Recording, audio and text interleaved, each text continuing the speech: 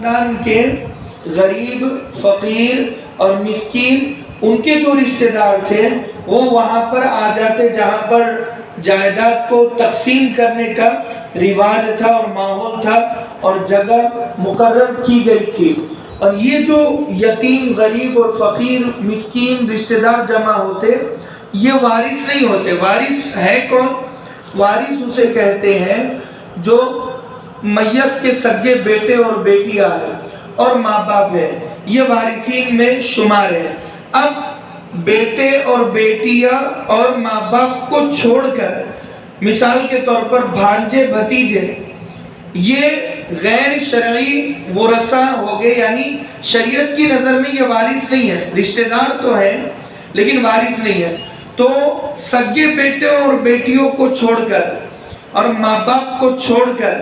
اب جو بھی جائیداد کو تقسیم کرتے وقت لوگ وہاں پر حاضر ہیں، موجود ہیں، تو یہاں پر شریعت کہتی ہے کہ تم آپس میں باہم مشورے سے، مثال کے طور پر 5 بیٹے ہیں اور بیٹیاں ہیں، تو جتنے بیٹے بیٹیاں یہ سب وارث ہیں، تو یہ سب وارثین آپس میں مشورہ کریں مال کو تقسیم کرنے سے پہلے، اور یہ کہیں کہ دیکھو چچیرے، ممیرے، پھپھیرے اور بیوہ اگر کوئی خالہ ہے یا مامی ہے یا پھوپھی ہے، یہ وراثت کو تقسیم کرتے وقت ہمارے سامنے حاضر ہوئے ہیں، تو لہٰذا ہمیں چاہیے کہ ہم انہیں بھی کچھ دے دیں. یعنی وہ وراثت تقسیم نہیں ہو رہی ہے لیکن یہ سب بیٹے اور بیٹیاں آپس میں باہم مشورے سے کچھ رقم اپنی بیوہ خالہ کو یا بیوہ پھوپھو کو یا پھر ماما اور چاچا کو یا پھر اپنے چچیرے ممیرے پھپھیرے بھائی کو یا اپنی چچیری ممیری بہن کو، اگر یہ بیٹے اور بیٹیاں باہم مشورے سے جب یہ جائیداد تقسیم کرتے وقت دوسرے لوگ آ گئے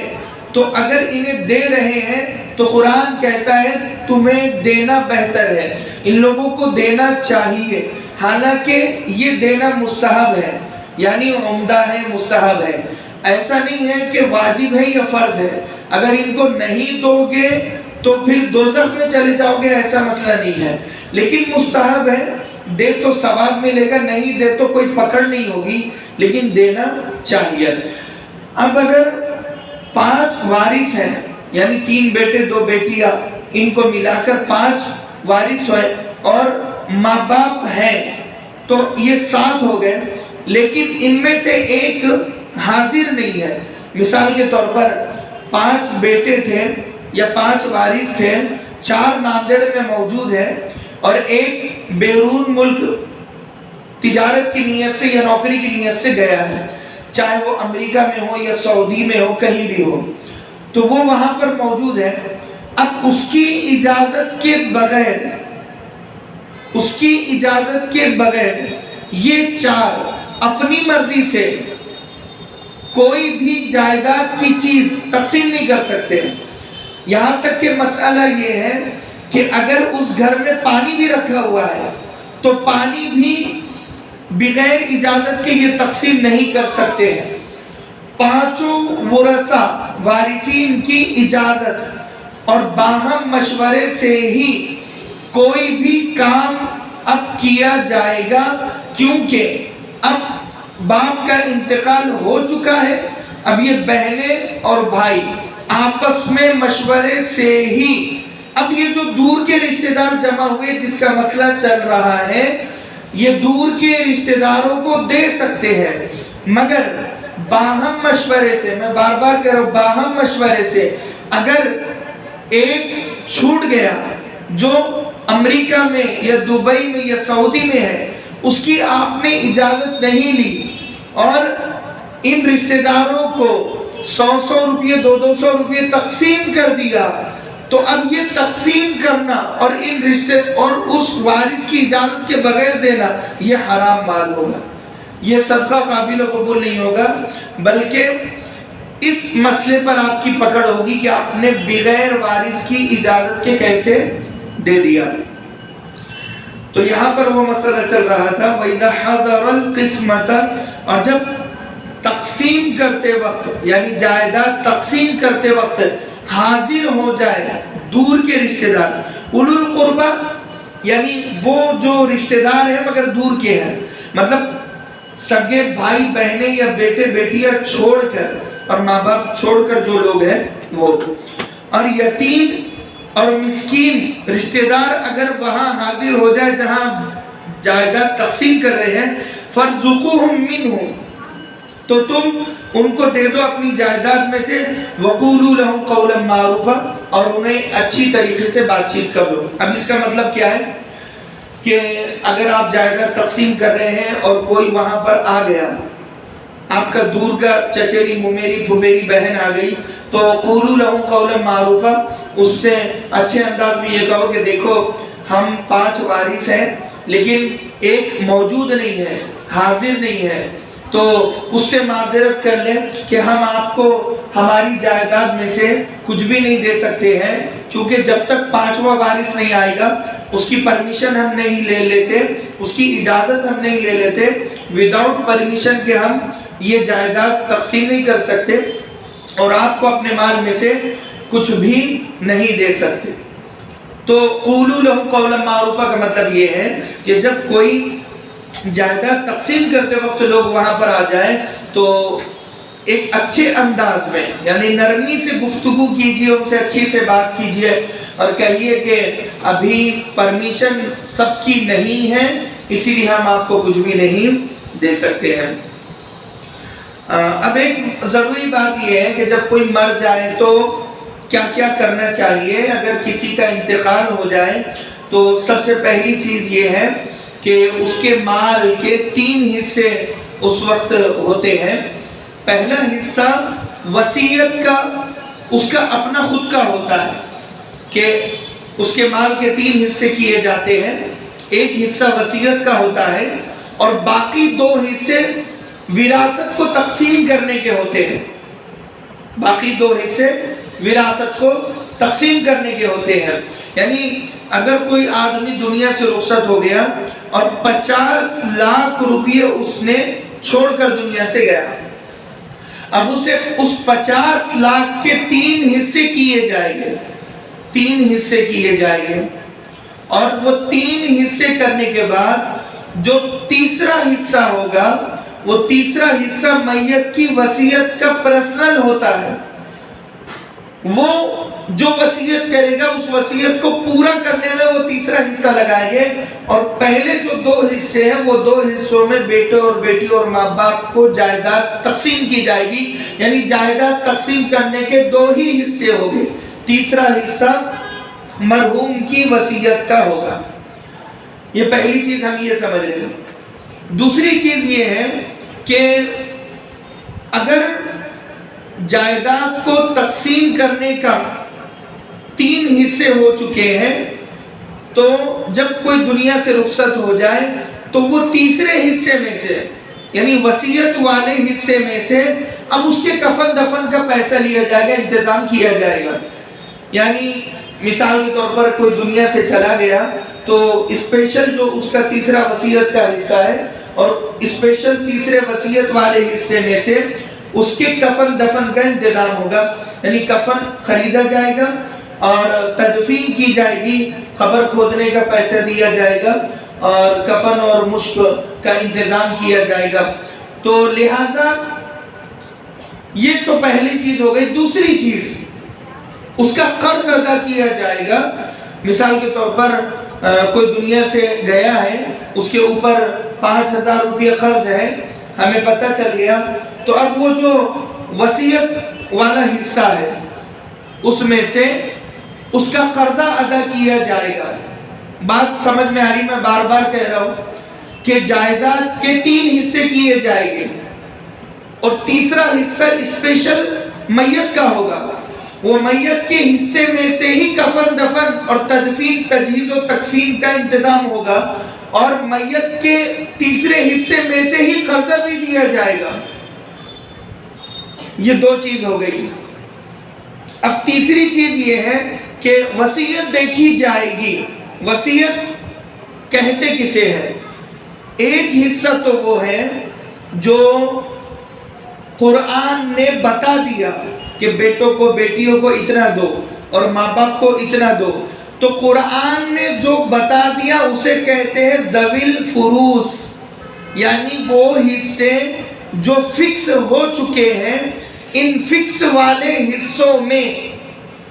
وصیت کرو یا مت کرو اتنا آپ کو دینا ضروری ہے۔ یعنی بیٹے اور بیٹیوں کا جو حصہ فکس قرآن نے کر دیا ہے وہ حصہ بیٹے اور بیٹیوں کو دینا ہی پڑے گا،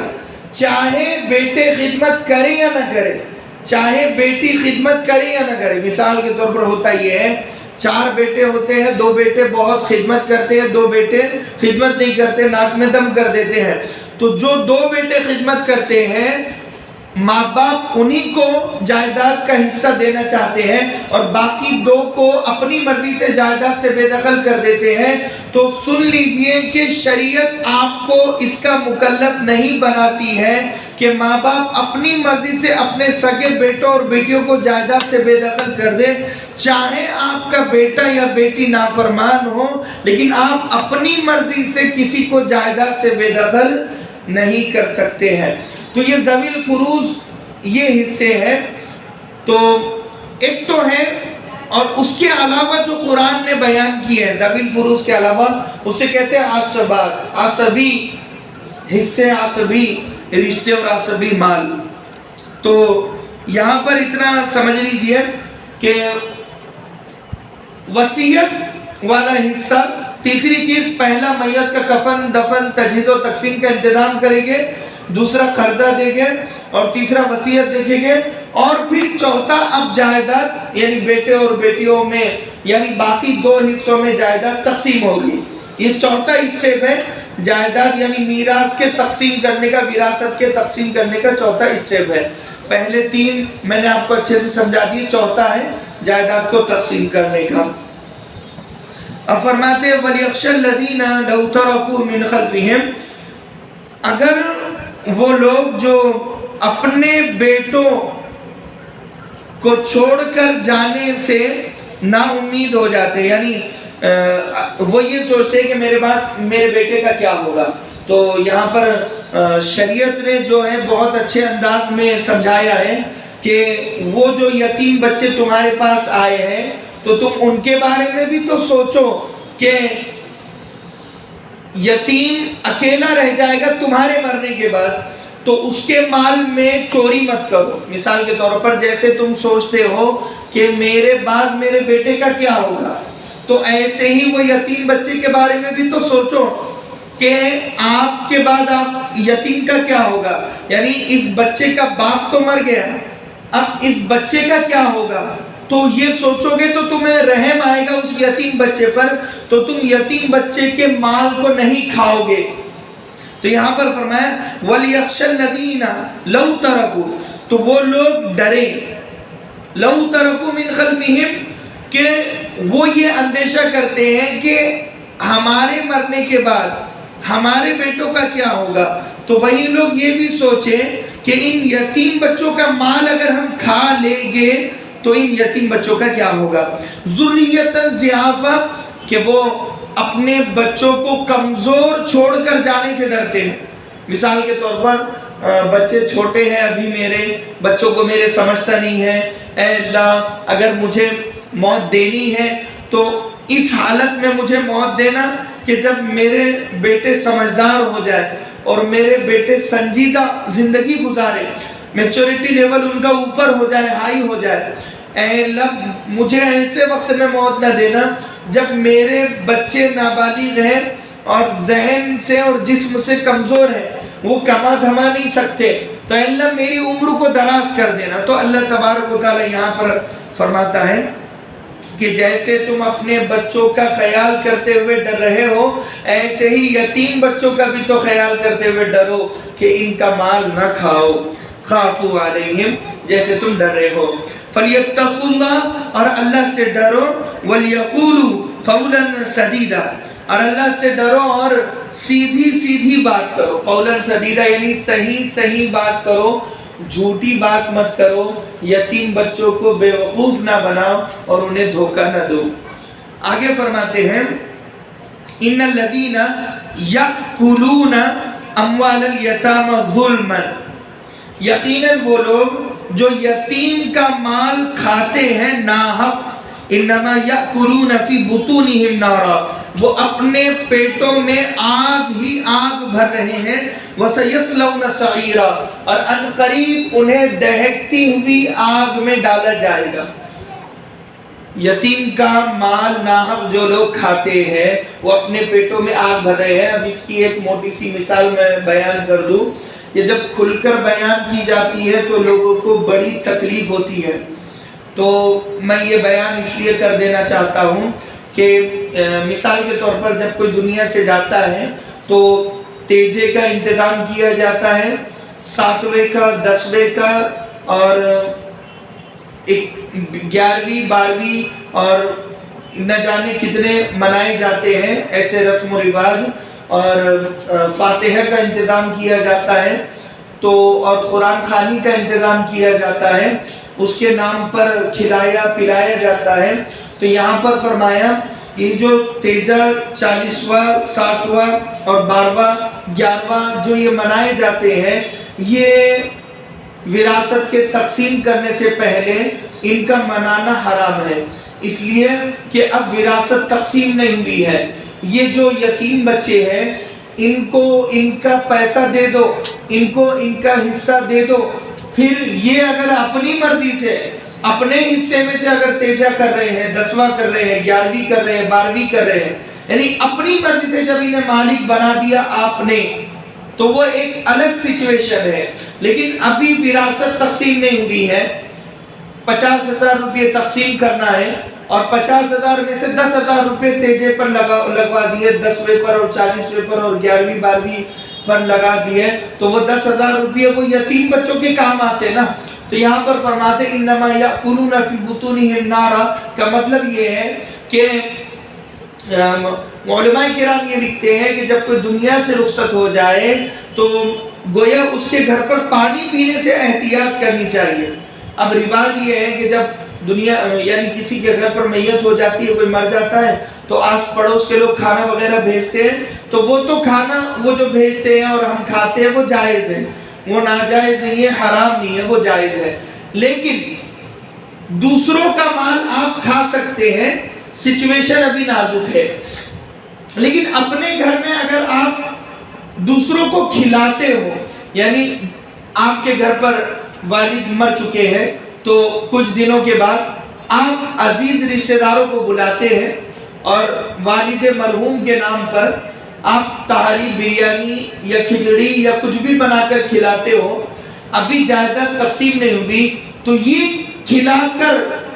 لوگوں کو بانٹنا، دعوت دینا یہ حرام ہے، اس لیے کہ ابھی وراثت تقسیم نہیں ہوئی۔ اور اپنے مہاراشٹرا میں اور جہاں تک ناندیڑ میں یا دوسری طرف ماحول یہ ہے کہ زیادہ تر وراثت تقسیم نہیں کی جاتی ہے، دنیا سے کوئی چلا جاتا ہے اور اگر شوہر کا انتقال ہو تو بیوی پر لازم و ضروری ہے کہ اپنے شوہر کی جائیداد وہ تقسیم کر دے۔ اپنے بیٹوں اور بیٹیوں میں اگر 2 بیٹے ہیں 1 بیٹی ہے تو اس طریقے پر تقسیم کریں گے کہ 2 بیٹوں کے 2 حصے پکڑیں گے وہاں پر، اور 2 بیٹے اور 2 بیٹی آئے تو 2 بیٹوں کے وہاں پر 4 حصے پکڑیں گے اور 1 بیٹی کا 1 حصہ سنگل حصہ پکڑیں گے، اور بیٹے کو ڈبل حصہ ملے گا، یعنی لڑکے کو ڈبل شریعت دیتی ہے اور لڑکی کو سنگل دیتی ہے۔ اب اس میں ملحدین بھی سوال کرتے ہیں کہ یہ تو ناانصافی ہے کہ لڑکے کو ڈبل دیا اور لڑکی کو سنگل دیا، یہ تو غلط ہے۔ تو یہاں پر جواب یہ ہے کہ لہٰذا مذہب اسلام میں لڑکی کو جتنا آسانی فراہم کی گئی ہے اور کسی کو نہیں کی گئی ہے، شادی سے پہلے لڑکی کمانے کی مکلف نہیں ہے، بلکہ لڑکی کو ایک شہزادی کی طرح کوئی دوسرا لا کر کھلائے گا۔ مثال کے طور پر شادی نہیں ہوئی تو ماں باپ کی ذمہ داری ہے کہ وہ اپنی بیٹی کو اچھے سے اچھا کھلائے اور پہنائے اور اس کی تعلیم کا انتظام کرے۔ تو باپ اپنی بیٹی کو پڑھاتا ہے، اچھے سے اچھے کپڑے پہناتا ہے اور اس کے کھانے کا بہترین انتظام کرتا ہے۔ تو یہ اللہ تبارک و تعالیٰ نے کبھی بھی یہ نہیں کہا لڑکیوں کو کہ تم خود اپنی کمائی کرو اور پڑھو، بلکہ مکلف باپ کو بنایا اور باپ کو پابند کیا کہ تم اپنی بیٹی کی تعلیم اور تربیت اور نان نفقے کا انتظام کرو۔ پہلی چیز یہ ہو گئی۔ دوسری چیز، بھائی کو بھی پابند کیا کہ اگر باپ فور ایگزامپل نہیں ہے تو بڑا بھائی اس کی ذمہ داری ہے کہ وہ اپنی کمائی میں سے اپنی چھوٹی بہن کے کھانے پینے کا، رہنے سہنے کا انتظام کرے۔ اگر بہن بڑی بھی ہے تو بھی یہ چھوٹے بھائی کی ذمہ داری ہے کہ وہ اپنی بڑی بہن کے کھانے پینے کا مکمل طور پر انتظام کرے گا۔ اس لڑکی کو جاب کرنے کی یا اکیلے گھر سے نکلنے کی اجازت شریعت نہیں دیتی ہے، کیونکہ بے پردگی ہو جائے گی۔ شریعت کسی اور کو کہتی ہے کہ تم اسے لا کر کھلاؤ اور پہناؤ۔ پہلے باپ کو کہا، پھر بھائی کو کہا، اب تیسرے نمبر پر شوہر کو کہتی ہے شریعت۔ شوہر اگر ہے تو شوہر کی ذمہ داری ہے کہ وہ اپنی بیوی کو کھلائے پہنائے، بلکہ شوہر بیوی کو اچھے سے اچھا کھلائے اور پہنائے، علاج و معالجہ کرے، نان نفقے کی مکمل ذمہ داری شوہر پر ہوتی ہے۔ لیکن اگر کوئی شوہر اپنی بیوی سے کہے کہ تم اپنا اپنا خرچ برداشت کرو اور میں اپنا اپنا خرچ برداشت کرتا ہوں، تو یہ خلاف سنت ہے، شریعت کے اگینسٹ جانے والی بات ہے۔ شریعت نے عورت کو جاب کرنے کی، گھر سے باہر نکلنے کی، بے پردہ ہونے کی اجازت نہیں دی ہے۔ ہاں، اگر تمہارا شوہر نہیں ہے، انتقال کر چکا ہے، اب تمہاری مجبوری ہے، تمہارا بھائی بھی نہیں ہے اور تمہارے والد بھی نہیں ہے اور تمہارا بھائی اور بیٹا کوئی نہیں ہے دنیا میں، اب تم یتیم و یسیر و مسکین ہو اور بھیک مانگ کر زندگی گزار رہی ہو، تو اب اس حالت میں اپنے گھر سے اکیلے باہر نکل سکتی ہو، ورنہ اتنے لوگ موجود ہیں اور پھر بھی یہ نوکری کریں تو اللہ تبارک و تعالیٰ کہتا ہے یہ غیرت اور حمیت کے خلاف ہے کہ باپ کے زندہ ہوتے پر بیٹی کام کرے، بھائی کے زندہ ہوتے پر بیٹی کام کرے، اور بیٹے اور شوہر کے زندہ ہوتے پر ایک بیوی کام کرے اور ایک ماں کام کرے اور اپنا خرچہ خود نکالے، تو یہ غیرت کے خلاف ہے۔ انا اغیر ولد آدم، اللہ کے نبی صلی اللہ علیہ وسلم فرماتے ہیں کہ میں سب سے زیادہ غیرت مند ہوں، اور یہ امت محمدیہ تمام امتوں میں سب سے زیادہ غیرت مند امت ہے۔ تو اسی لیے بے غیرت نہ بنے، بے شرم اور بے حیا نہ بنے، اپنی بیٹی کو نوکری کرنے کے لیے نہ بھیجے، یا اپنی بہو کو نوکری کرنے کے لیے نہ بھیجے، یا اپنی بیوی کو نوکری کرنے کے لیے نہ بھیجے، یا اپنی ماں کو نوکری کرنے پر مجبور نہ کرے۔ لہذا ان کی خوبصورتی گھروں میں عبادت کرتے ہوئے اور قرآن پڑھتے ہوئے رمضان گزارنے میں ہی ایسی خوبصورتی ہے۔ تو یہاں پر فرمایا کہ پہلی چیز کہ یتیم کا مال وہ لوگ ناحق کھاتے ہیں۔ تو یہ کہا کہ میں جواب ملحدین کا دے رہا تھا کہ پہلے تو اگر وہ بیٹی ہے تو باپ تعلیم و تربیت اور کھلانے پلانے کی ذمہ داری، بھائی کی ذمہ داری اور شوہر کی ذمہ داری۔ چوتھے نمبر پر بیٹے کی ذمہ داری ہے کہ بیٹے کو چاہیے اپنی ماں کو کھلائے پلائے اور اچھے کپڑے پہنائے۔ اگر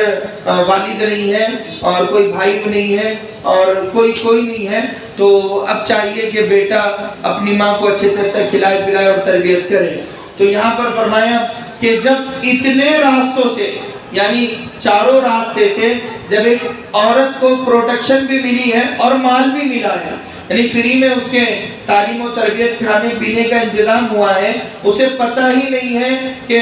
گرمی کی دھوپ کیا ہوتی ہے، گرمی میں لہذا دکان چلانا کتنا مشکل ہے اور گرمی میں کاروبار کرنا کتنا مشکل ہے، جاب کرنا کتنا مشکل ہے، بغیر کسی پریشانی کے اس کی ضروریات پوری ہو رہی ہے۔ اللہ تبارک و تعالیٰ اس کی ضروریات اس کے شوہر کے ذریعے سے، اس کے والد کے ذریعے سے، اس کے بھائی کے ذریعے سے، اس کے بیٹے کے ذریعے سے پوری کروا رہا ہے۔ تو اب اس عورت کو مزید جائیداد کے حصے کی ضرورت نہیں ہے، کیونکہ آلریڈی جو باپ کی جائیداد میں سے اس کو جا رہا ہے رننگ سچویشن میں بچپن سے لے کر شادی تک، تو وہ جائیداد میں سے جتنا بیٹے کو مل رہا ہے اس سے دگنا بیٹی پر آلریڈی شریعت لگا رہی ہے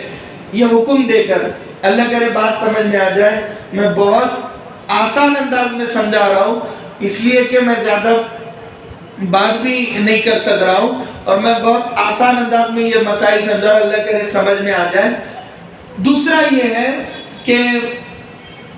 رننگ سچویشن میں اس سے زیادہ پہنچ گیا ہے، بیٹے کو جتنا دگنا دیا جا رہا ہے یعنی ڈبل دیا جا رہا ہے اور آپ کو سنگل دیا جا رہا ہے، تو سنگل تو یہ مل رہا ہے، یہ بھی بہت بڑی بات ہے۔ سنگل سے زیادہ ڈبل بچپن سے لے کر جوانی تک، اور بیٹی کی شادی میں ہی باپ زیادہ تر کنگال ہو جاتے ہیں اس کے جہیز کا انتظام کرنے کے لیے، اس کے ولیمے کا انتظام کرنے کے لیے، اور اس کے بستر کا انتظام کرنے کے لیے، اور ایک اچھی زندگی دینے کے لیے۔ دوسری بات، آج کے زمانے میں داماد بھی جو مل رہے ہیں وہ پیٹی پیٹ مل رہے ہیں کہ داماد پورا کا پورا سسرال کے بھروسے پر شادی کرتا ہے، تو آلریڈی سنگل نہیں بلکہ ڈبل ٹیبل 100 گنا زیادہ ایک باپ اپنی بیٹی کو دے دیتا ہے۔ اتنا تو لڑکوں کی شادیوں پر لگتا بھی نہیں ہے، بیٹوں کی شادیوں پر لگتا بھی نہیں ہے جتنا کہ لڑکیوں کی شادی پر لگانا پڑتا ہے۔ اسی لیے شریعت نے یہاں پر سنگل حصہ عورت کا رکھا ہے اور ڈبل مرد کا رکھا ہے۔ تو پہلی چیز تو یہ ہے کہ اس کی ضروریات کو پورا کروا دیا ان تمام چیزوں کے ذریعے سے۔ تو ملحدین کا یہ جو سوال ہے کہ یہ جو غلط ہے بالکل کہ لہٰذا لڑکیوں کو سنگل دیا اور لڑکوں کو ڈبل دیا، یہ ناانصافی نہیں ہے، بلکہ اس لیے کہ حفاظت، اگر لڑکیوں کو بھی ڈبل دے دیتے تو پھر لڑکی باپ کے سر پر چڑھ جاتی، لڑکی باپ کی بات نہیں مانتی، شوہر کی بات نہیں مانتی، بھائی کی بات نہیں مانتی، بیٹے کی بات نہیں مانتی، کیونکہ عورت اور مرد کے مزاج میں زمین آسمان کا فرق ہوتا ہے۔ اسی لیے طلاق اللہ تبارک و تعالیٰ نے مردوں کے حوالے کی ہے، عورتوں کے حوالے نہیں کی ہے۔ اگر طلاق عورتوں کے حوالے ہوتی، طلاق عورتوں کے ہاتھ میں ہوتی تو روزانہ طلاقیں ہوتی کہ ولیمہ شاید عقد ہوا اور ولیمہ ہونے سے پہلے مسز کو غصہ آ گیا اور مسز نے طلاق دے دیا۔ تو جو شوہر ہوتا ہے، جو مرد ہوتا ہے، وہ صرف ظاہر میں سخت ہوتا ہے مگر وہ لے کر چلنے کی طاقت، قوت، شمتا اس میں عورتوں سے زیادہ ہوتی ہے۔ وہ ایک عورت کے ہزاروں کروڑوں اربوں خربوں غلطیوں کو معاف کرنے کے لیے تیار ہوتا ہے اور معاف کرتا بھی ہے، بلکہ وہ بار بار معاف کرتا ہے، وہ بار بار غلطی کرتی ہے۔ لیکن یہ جو اس طریقے کا بیہیویئر ہے یہ عورتوں کا نہیں ہوتا ہے، عورتوں کی وہ صفت نہیں ہوتی ہے۔ عورتیں کسی کی غلطیوں کو بار بار معاف کرتی نہیں ہے، کیونکہ وہ عورت بیٹی بن کر دنیا میں آتی ہے اور وہی بہن بھی بنتی ہے اور وہی بیوی بھی بنتی ہے اور وہی ساس بھی بنتی ہے۔ تو آج لہذا جب اسٹیپ بائی اسٹیپ وہ سیڑھیاں چڑھتی ہے تو اس کے بیہیویئر میں چینجز ہوتے ہیں۔ مثال کے طور پر جب وہ بیٹی بن کر دنیا میں آئی ہے تو اس کے اخلاق اور بیہیویئر اچھا ہوتا ہے۔ جب دھیرے دھیرے وہ بڑی ہوتی ہے اور ایک بہن بنتی ہے تو وہ اپنے بھائی کی خدمت بھی کرتی ہے اور اپنی ماں کی چہیتی بھی ہوتی ہے۔ جب اور زیادہ وہ آگے بڑھتی ہے اور بیوی بنتی ہے تو اپنی شوہر کی خدمت بھی کرتی ہے، اور پھر جب زندگی اور زیادہ آگے بڑھتی ہے تو اب وہ شوہر کی خدمت نہیں کرتی ہے بلکہ شوہر کو جوابات دیتی ہے۔ اب لہذا جب زندگی اور زیادہ آگے بڑھی ہے اور اب وہ ماں بنی ہے تو اگر بچپن سے وہ ایک اچھی بیٹی بن کر دنیا میں آئی اور اچھی بہن بھی بنی اور اچھی بیٹی بنی، اس کی تربیت ہوئی اس کے ماں باپ نے کی، تو ہی وہ ایک اچھی بیوی بن سکتی ہے اور ایک اچھی بہن بھی بنے گی اور ایک اچھی بیٹی اور ایک اچھی بہو بھی بنے گی اور ایک اچھی ساس بھی بنے گی۔ لیکن ہوا یہ کہ سسٹم، یعنی ایک اینٹ آپ نے ٹیڑھی رکھ دی تو پوری عمارت کو آپ کبھی بھی سیدھا نہیں کر سکتے ہو، پوری عمارت ٹیڑھی ہی رہے گی۔ آپ کو بنیاد جو ہے، بیسک جو ہے، آپ کو سیدھا کرنا ہوگا، سیدھی اینٹ رکھنی ہوگی، سیدھی تربیت کرنی ہوگی۔ اسی لیے یہ پہلی اینٹ، آپ اپنی بیٹی کو اچھی بیٹی بناؤ گے تو وہ آلریڈی اچھی بہن بھی بنے گی تربیت کرنے کی وجہ سے، پھر وہ ایک اچھی بیوی بھی بنے گی، بہو بھی بنے گی اور ساس بھی بنے گی. لیکن اگر یہ بچپن سے خراب بیٹی بنی تو خراب بہن بھی بنے گی، خراب بیوی بھی بنے گی، خراب ساس بھی بنے گی، خراب بہو بھی بنے گی اور خراب سمدن بھی بنے گی، اور یہ پورا معاشرہ اس سے پریشان ہوگا. تو یہاں پر فرمایا کہ یہ اینٹ سیدھی رکھتے تو بہتر تھا، ورنہ تم نے سیدھی نہیں رکھی اسی لیے تم پریشان ہو. تو فرمایا وَسَيَصْلَوْنَ سَعِيرًا، اور بہت زیادہ دوزخ میں یہ لوگ جائیں گے جو یتیم کا مال کھانے والے ہیں. اب میں بتا رہا تھا کہ 5 لوگ ایسے ہیں کہ جو وارث کبھی بھی نہیں بن سکتے، یعنی انہیں جائیداد کبھی بھی نہیں ملے گی، چاہے یہ سگی بیٹے بیٹیاں ہو. یہ 5 کیٹیگریز اگر آپ یاد رکھیں گے تو انشاءاللہ یاد رہے گا. پہلی چیز جو نہیں بن سکتا وہ ہے اختلاف دین، یعنی اگر باپ مسلمان ہے اور بیٹا کافر ہے، ہندو ہے، کرسچن ہے، یہودی ہے. کافر ان سے مراد یہی 4 نہیں ہوتے، اس کے علاوہ کافر سے مراد مشرک بھی ہوتے ہیں، کافر سے مراد قادیانی بھی ہوتے ہیں، رافضی بھی ہوتے ہیں، اور بہائی بھی اور سبائی بھی ہوتے ہیں. اور یہ جتنے فرقے ہیں جو چل رہے ہیں ابھی مارکیٹ میں منکرین حدیث اور اہل قرآن کا، اگر یہ فرقے سے بھی اگر باپ کا تعلق ہے، یعنی باپ مسلمان ہے اور بیٹا لہذا شیعہ ہے، بیٹا ہندو ہے، یا بیٹا کرسچن ہے، یا بیٹا راجپوت ہے، یا بیٹا SC ST OBC سے تعلق ہے، یعنی مسلمان نہیں ہے، کوئی بھی اور مذہب کا ہے، تو اب دین بدل گیا، یعنی باپ کا مذہب الگ ہے اور بیٹے کا مذہب الگ ہے. تو اب یہ جو باپ مسلمان ہے، یہ مسلمان باپ کا وارث غیر مسلم بیٹا، ہندو بیٹا کبھی بھی نہیں بن سکتا. ہندو بیٹے کو یا بدھسٹ بیٹے کو، یہودی بیٹے کو، عیسائی بیٹے کو یا شیعہ بیٹے کو اب یہ مسلمان باپ کی جائیداد میں سے کچھ بھی نہیں ملے گا، چاہے وہ سگا کیوں نہ ہو. پہلی کنڈیشن یہ ہو گئی کہ اس کا دین الگ ہے. دوسری چیز اختلاف دارین، یعنی اس کو آسان لہجے میں ہم اس طرح سمجھیں گے، ایک ہے دار الحرب اور ایک ہے دار الاسلام. دار الحرب کہتے کسے ہیں کہ جہاں پر آپ کو اسلام پر عمل کرنے سے روکا نہیں جاتا ہے،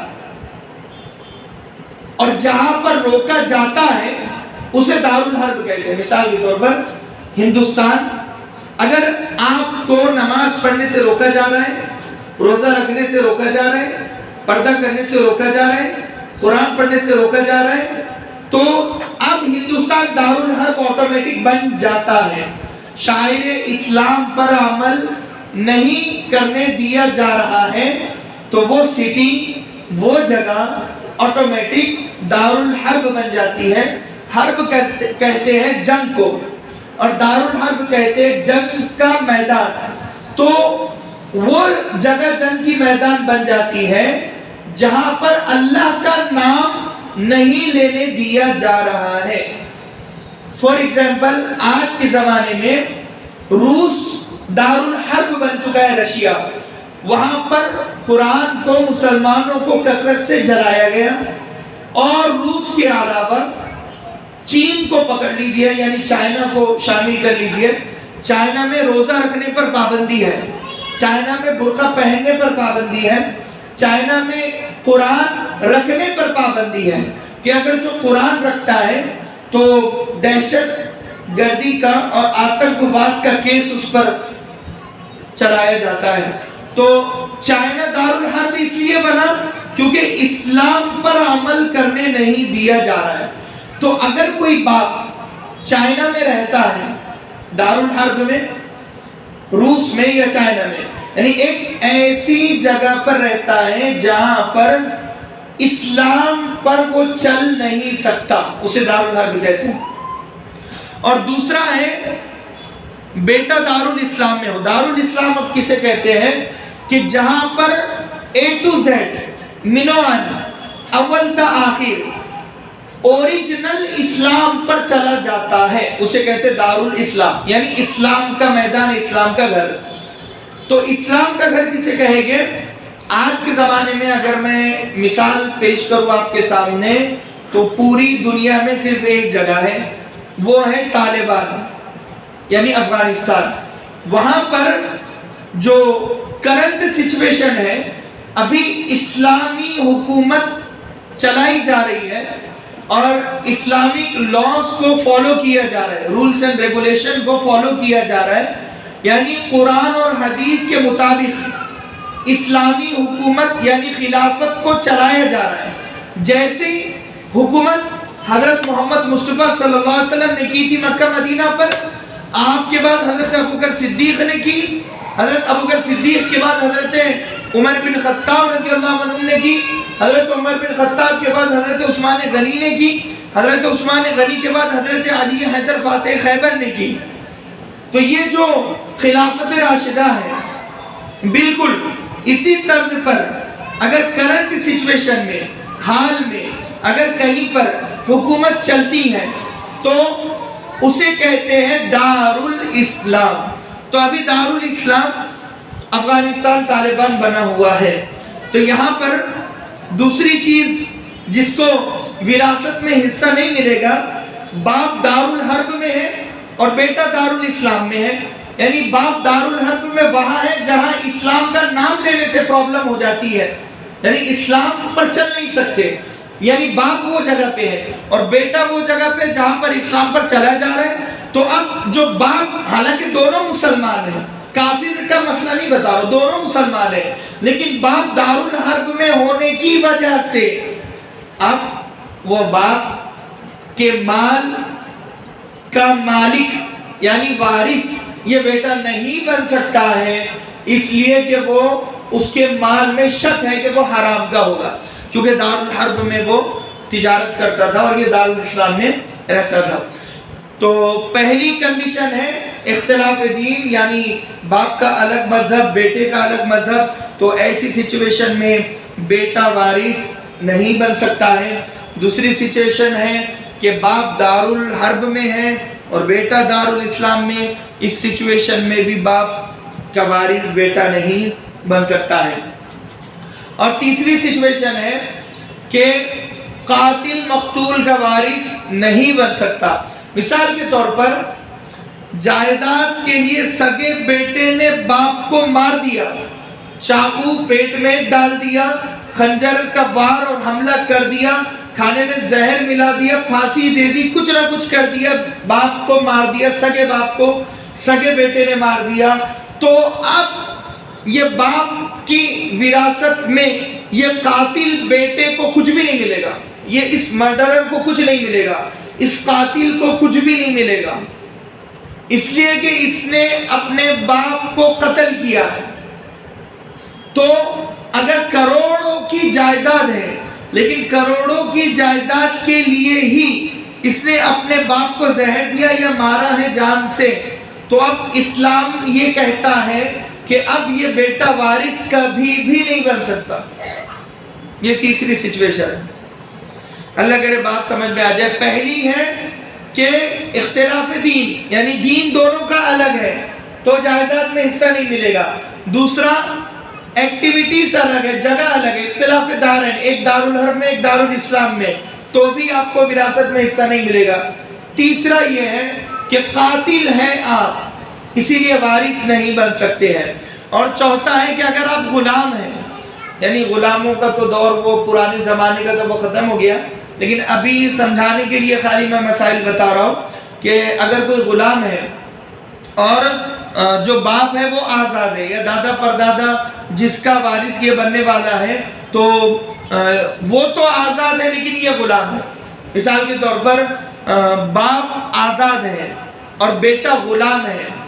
یعنی کسی کی قید میں ہے، تو اب لہٰذا یہ وارث نہیں بن سکتا۔ اور 5ویں نمبر پر ہے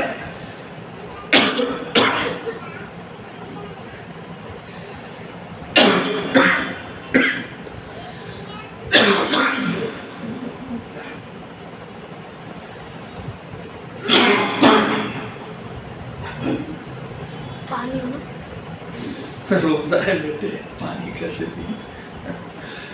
پہلی چیز ہے اختلاف دین، دین الگ ہے، دوسری چیز ہے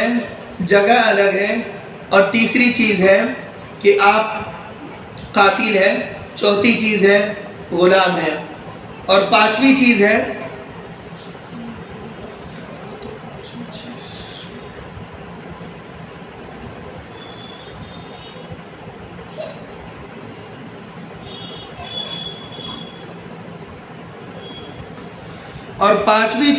کہ آپ نبی کی اولاد میں سے آپ کا شمار ہے، جو کہ ابھی ممکن نہیں ہے، لیکن میں اس میں مختصراً یہ کر دوں کہ اللہ کے نبی صلی اللہ علیہ وسلم کا جب انتقال ہوا ہے تو اللہ کے نبی صلی اللہ علیہ وسلم کے انتقال کے بعد ازواج مطہرات اور حضرت فاطمہ یہ مل کر حضرت ابوبکر صدیق کے پاس گئی اور کہنے لگی ہمارے والد کی جائیداد میں سے ہمیں حصہ چاہیے۔ تو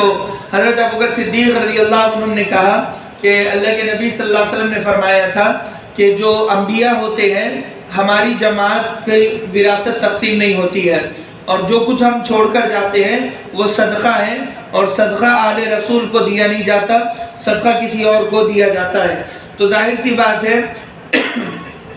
پانچواں وارث وہ نہیں بن سکتا جو آل رسول میں سے ہو، جو اس زمانے میں ممکن نہیں ہے، یا آل رسول میں سے یعنی حضرت فاطمہ کی اولاد میں سے ہو، اور یا حضرت حسن حسین کی اولاد میں سے ہو۔ یعنی موٹی سی بات آپ سمجھ لیجئے کہ جو اوریجنل سید ہو، یعنی اوریجنلٹی میں حضرت حسن حسین کی اولاد ہو۔ آج کے سید نہیں، جو سید اپنے آپ کو کہتے ہیں مگر ان کا تعلق ہوتا نہیں ہے، وہ اوریجنل میں اللہ کے نبی کے آل نہیں ہوتے ہیں، فیملی نہیں ہوتی ہے، خاندان نہیں ہوتی ہے۔ اللہ کے نبی صلی اللہ علیہ وسلم کبھی ہندوستان آئے نہیں ہیں، تو ظاہر سی بات ہے کہ آپ کی فیملی یہاں پر کیسے پہنچ جائے گی۔ تو دوسری چیز، پانچویں چیز یہ ہے، تو حضرت ابوبکر صدیق نے منع کر دیا تھا، تو حضرت فاطمہ کو پتہ نہیں تھا، تو حضرت فاطمہ خاموش ہو گئی، ازواج مطہرات بھی خاموش ہو گئی۔ حضرت عمر بن خطاب رضی اللہ عنہ نے حضرت علی سے کہا کیا یہ بات صحیح ہے؟ حضرت علی نے کہا ہاں بالکل بات صحیح ہے، اللہ کے نبی صلی اللہ علیہ وسلم نے کہا تھا کہ جو انبیاء کی جماعت ہوتی ہے اور جو انبیاء ہوتے ہیں ان کی وراثت تقسیم نہیں ہوتی، جائیداد تقسیم نہیں ہوتی ہے۔ تو حضرت علی نے جب یہ کہا، حضرت عباس نے بھی کہا، اور اس پر گواہ ہے۔ اب جو لوگ حضرت ابوبکر صدیق کو، جو شیعہ ہے، وہ گالیاں دیتے ہیں، حضرت عمر بن خطاب کو کہتے ہیں کہ انہوں نے اللہ کے نبی صلی اللہ علیہ وسلم، نعوذ باللہ، نقل کفر مباشر، یہ لوگ کہتے ہیں کہ حضرت ابوبکر صدیق نے نبی کا مال کھا لیا، نبی کے مال پر نیت تھی، شیعہ کہتے ہیں، اور حضرت عمر کی بھی نبی کے مال پر نیت تھی، تو یہ غلط ہے۔ حضرت ابوبکر صدیق نے اللہ کے نبی کی وصیت پر عمل کیا، باتوں پر عمل کیا، اور حضرت ابوبکر صدیق نے اپنی مرضی سے منع نہیں کیا، اللہ کے نبی صلی اللہ علیہ وسلم کے بول پر عمل کروایا۔ حضرت ابوبکر صدیق کے بعد حضرت عمر نے عمل کروایا، حضرت عمر کے بعد حضرت عثمان غنی، اور پھر حضرت علی نے خود بھی عمل کروایا ہے۔ اللہ کے نبی صلی اللہ علیہ وسلم کے جو آل تھے، جیسے حضرت فاطمہ ہے اور ان کی جو نسل ہے، تو لہذا وہ وراثت میں اللہ کے نبی صلی اللہ علیہ وسلم کی تقسیم نہیں ہوتی ہے۔ حضرت فاطمہ کو حضرت علی وراثت میں حصہ دلوا سکتے تھے، امیر المومنین خلیفۃ المسلمین بن چکے تھے، تو اللہ کے نبی صلی اللہ علیہ وسلم کی جو بھی چیز چھوڑی ہوئی تھی وہ ساری چیزیں دی جا سکتی تھی، مگر اللہ کے نبی حضرت علی رضی اللہ عنہ نے دیا نہیں ہے، اس لیے کہ اللہ کے نبی صلی اللہ علیہ وسلم کی وصیت وہی تھی کہ میرا مال صدقہ ہے، اور وہ دوسروں کو تقسیم کرنا، میری اہل و اولاد کو تقسیم نہ کرنا، کیونکہ وہ ترکہ نہیں ہے، وہ جائیداد نہیں ہے، وراثت نہیں ہے۔ آگے فرماتے یوصیکم اللہ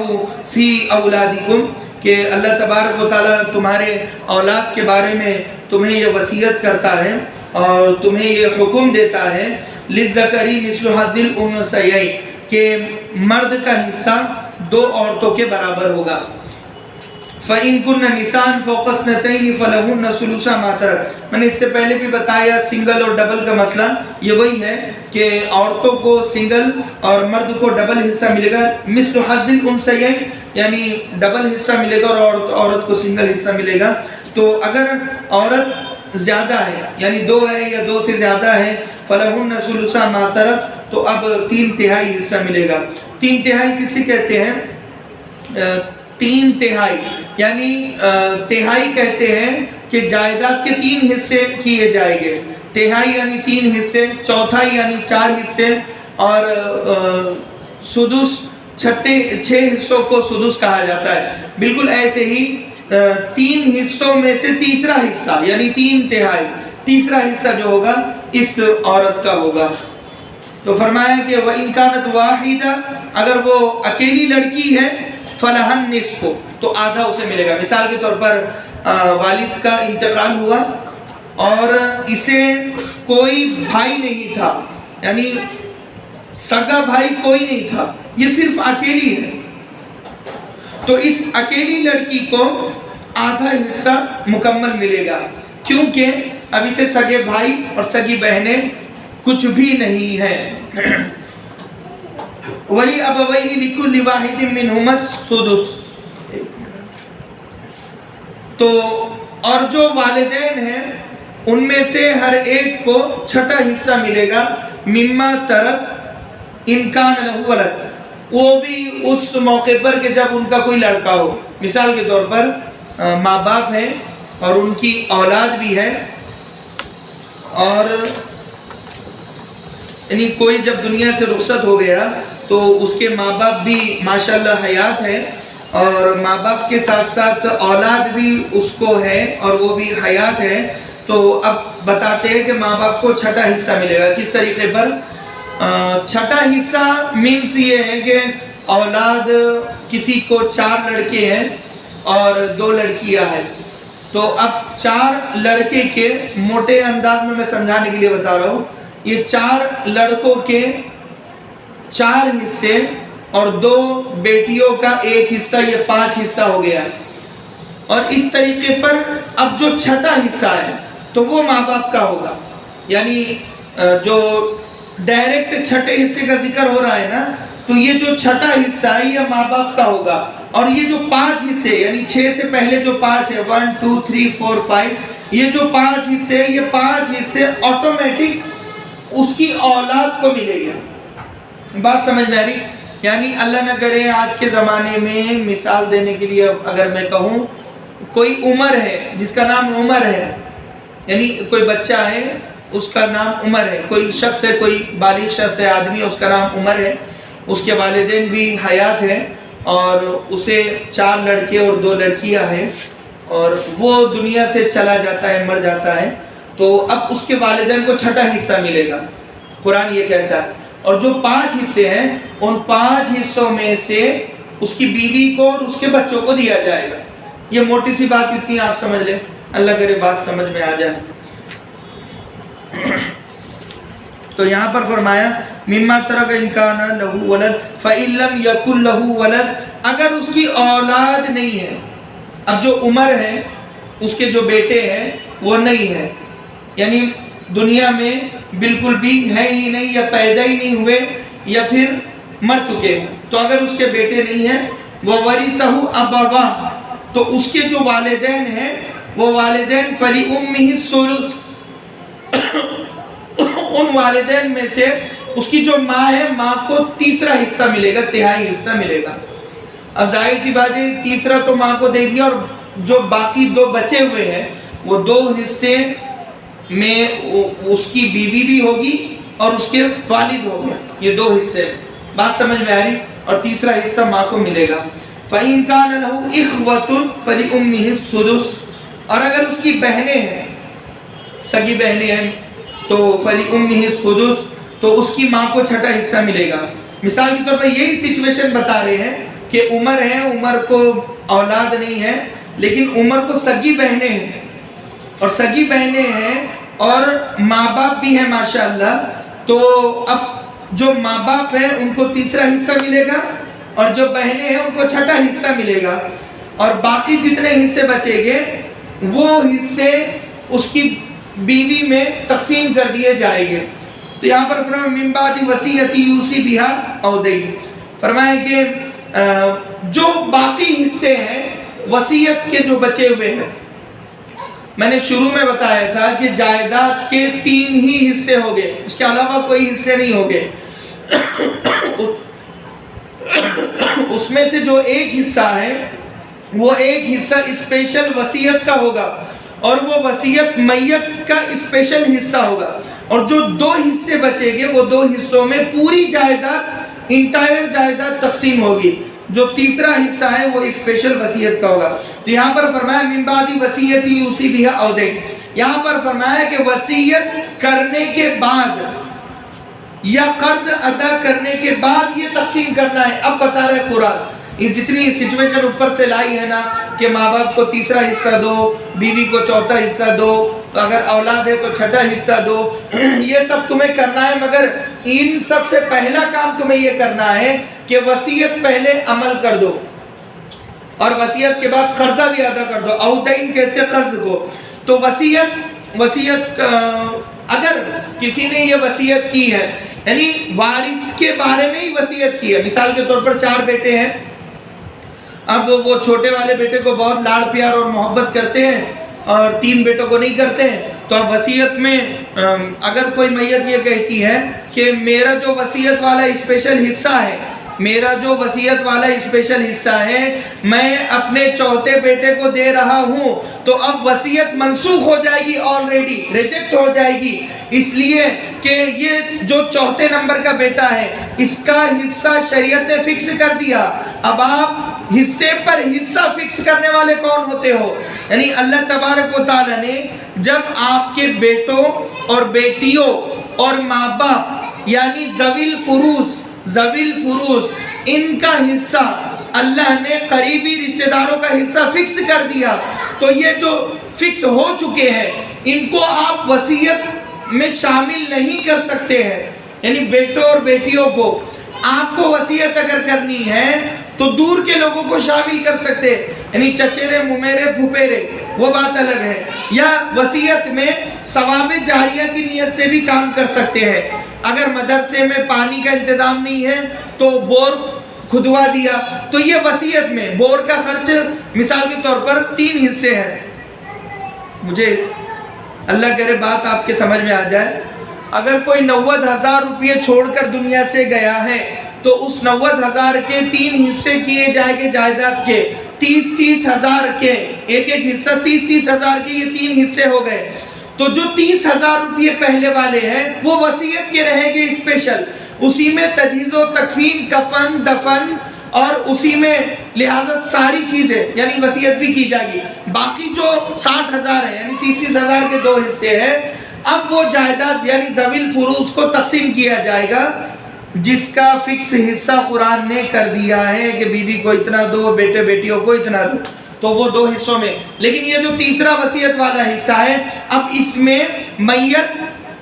وہ بھی کر سکتی ہے، یعنی ثواب جاریہ بھی کر سکتی ہے۔ ثواب جاری کے نیت سے نہر کھدوا دی، بور لگوا دیا، اور بور کا خرچ اگر 30,000 روپے ہے تو اب یہ چاہیے کہ وہ جو ورثہ ہے وہ یہ کہے کہ دیکھو بھائی 30,000 روپے ابا کی خواہش تھی، وصیت تھی کہ وہ مدرسے میں دے رہے تھے، اب 30,000 روپے ہی ان کے بچ رہے، یعنی 3 حصے ہم نے کرے تو 30,000 بچ رہے، یہ 30 تو پورے بور میں چلے جائیں گے۔ تو اب یہ جو تجہیز و تکفین اور کفن دفن کا انتظام ہے، ایسا کرتے ہیں کہ ہم سب پیسے جمع کرتے ہیں اور بطور ہدیے کے، اگر اولاد اتنی نالائق ہے کہ اگر وہ ہدیہ بھی نہیں دینا چاہتی ہے تو شریعت اب ان کو پابند بناتی ہے۔ شریعت یہ کہتی ہے کہ ہر ایک کے حصے کو جمع کرو اور ہر ایک کے حصے میں سے اتنا لو جتنے میں کفن دفن تجہیز و تکفین کا انتظام ہو جاتا ہے۔ مثال کے طور پر کفن دفن کا خرچ ہے 1,000 روپے اور تجہیز و تکفین کا خرچ اور قبر کھودنے کا خرچ ہے 1,000 روپے، تو اب وہ 2,000 روپے، 5 بیٹے ہیں تو اب وہ 2,000 روپے 2,000 روپے جمع کر دو اور یہ 30,000 روپے کا بور مار دو۔ بات سمجھ میں آئی؟ ایک چیز یہ،